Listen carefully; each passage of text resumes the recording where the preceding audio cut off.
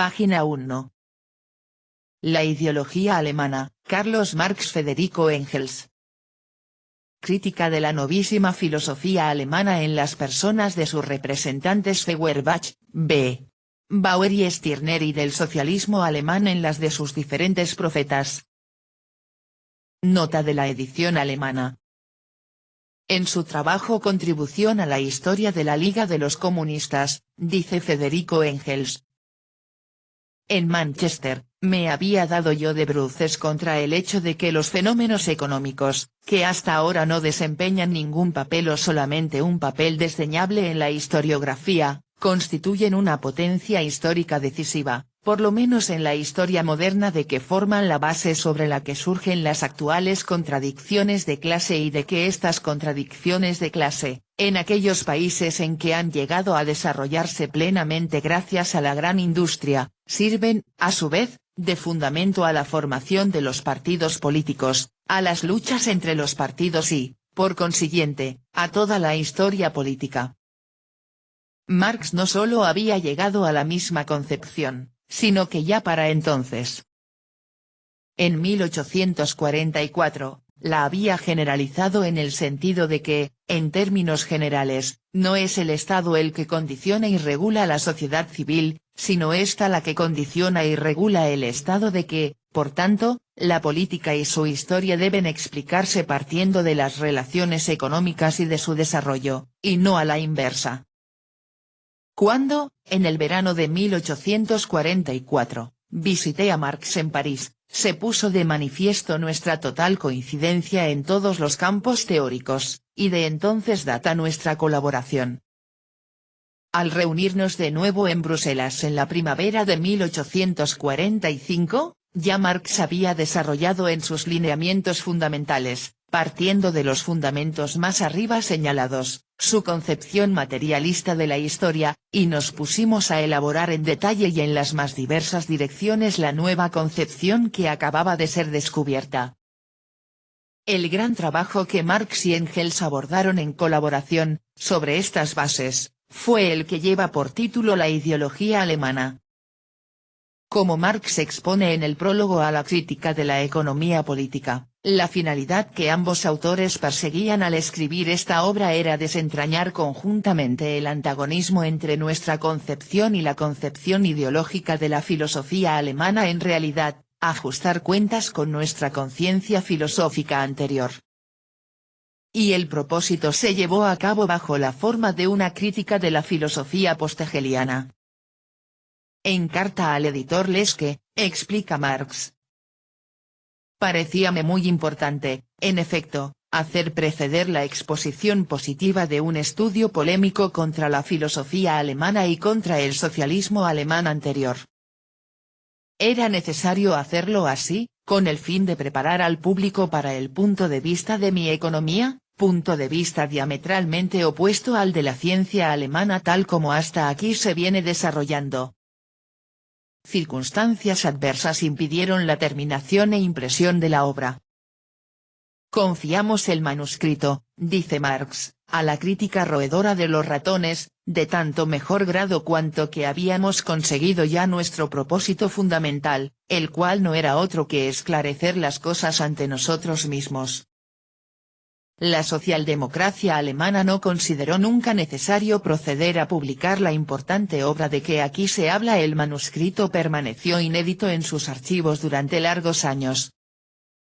El libro La ideología alemana no vio la luz de la publicidad en su texto íntegro hasta que se publicó en 1932, formando parte del volumen 5 de la primera sección de la edición histórico-crítica de las obras completas, escritos y cartas de Marx y Engels. Mega significa Marx Engels Gesamtausgabe. Esta edición crítica constituye hoy una rareza bibliográfica. La presente edición permitirá, por fin, que un amplio círculo de lectores se familiarice con esta obra fundamental de Marx y Engels. En ella se toma como base la edición de la Mega, reproduce, por tanto, el texto íntegro de esta y recoge, además, en el apéndice, algunos apuntes tomados de los libros de notas de los autores correspondientes a la época en que la obra fue redactada, entre ellos la primera versión de las tesis sobre Feuerbach de Marx. Se prescinde aquí, en cambio, como corresponde a la finalidad indicada de esta edición, del aparato crítico del texto y de las fuentes que acompaña la edición de la Mega. Nos limitaremos a señalar, por lo que se refiere al manuscrito utilizado, que la parte 5, que lleva por epígrafe el Dr. Georg Ullmann de Holstein o la profecía del verdadero socialismo, pas.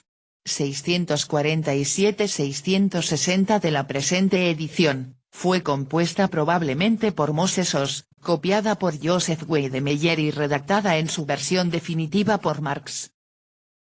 Las lagunas del manuscrito aparecen señaladas en nuestro texto por puntos suspensivos entre corchetes se hace figurar también la presunta lectura cuando se trata de lagunas breves. Las frases y citas en lenguas extranjeras figuran traducidas en notas de pie de página, con la indicación, N. Delete, para ayudar a la comprensión del lector. En cambio, las notas que proceden directamente de Marx y Engels se indican con el nombre de estos. Hemos modernizado, para mayor claridad, la ortografía y la puntuación. A las notas explicativas de la redacción, página 636, se hace referencia en el texto mediante números índices entre paréntesis cuadrados. Para facilitar el manejo del libro, hemos añadido, al final, un índice bibliográfico e índices alfabéticos de nombres de autores y de conceptos. Atentamente, la editorial. Prólogo. Hasta ahora, los hombres se han formado siempre ideas falsas acerca de sí mismos, acerca de lo que son o debieran ser. Han ajustado sus relaciones a sus ideas acerca de Dios, del hombre normal, etc. Los frutos de su cabeza han acabado por imponerse a su cabeza. Hay confianza en el pensamiento, aunque nada se haya concretado. Ellos, los creadores, se han rendido ante sus criaturas. Liberémoslos de los fantasmas cerebrales, de las ideas, de los dogmas, de los seres imaginarios bajo cuyo yugo degeneran. Rebelémonos contra esta tiranía de los pensamientos. Enseñémoslos a sustituir estas quimeras por pensamientos que correspondan a la esencia del hombre, dice uno, a adoptar ante ellos una actitud crítica, dice otro, a quitárselos de la cabeza, dice el tercero, y la realidad existente se derrumbará. TV escribe.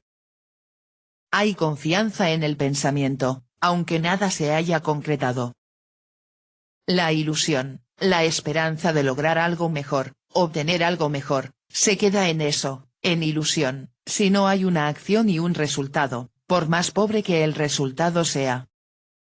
El pensamiento, sin algo concreto, ¿qué es? Porque es mejor obtener algo, que permanecer sentado y pensando, esperando que las cosas sucedan. El autor escribe. Estas inocentes, ingenuas y pueriles fantasías forman el meollo de la filosofía neohegeliana en boga, que en Alemania no solo es acogida con espanto y veneración por el público, sino que es proclamada por los mismos héroes filosóficos con la solemne conciencia de su revolucionaria peligrosidad y de su criminal inexorabilidad.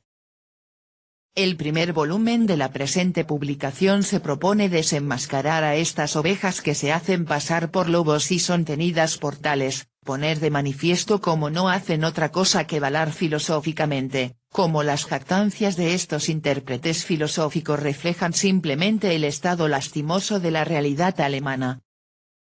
Se propone poner en evidencia y desacreditar esa lucha filosófica con las sombras de la realidad a que el soñador y soñoliento pueblo alemán es tan aficionado. Un hombre listo dio una vez en pensar que los hombres se hundían en el agua y se ahogaban simplemente porque se dejaban llevar de la idea de la gravedad. Tan pronto como se quitasen esta idea de la cabeza, considerándola por ejemplo como una idea nacida de la superstición, como una idea religiosa, quedarían sustraídos al peligro de ahogarse. Ese hombre se pasó la vida luchando contra la ilusión de la gravedad, de cuyas nocivas consecuencias le aportaban nuevas y abundantes pruebas todas las estadísticas. Este hombre listo era el prototipo de los nuevos filósofos revolucionarios alemanes. Página 13.